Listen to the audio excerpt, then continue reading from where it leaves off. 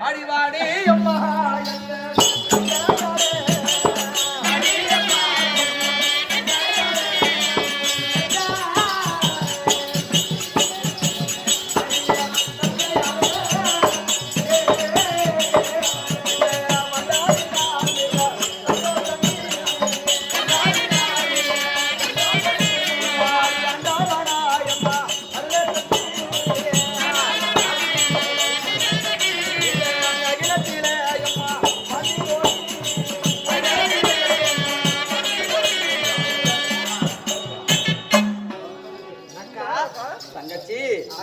திருவரணை மதிவரணை கோய்கிலாவதி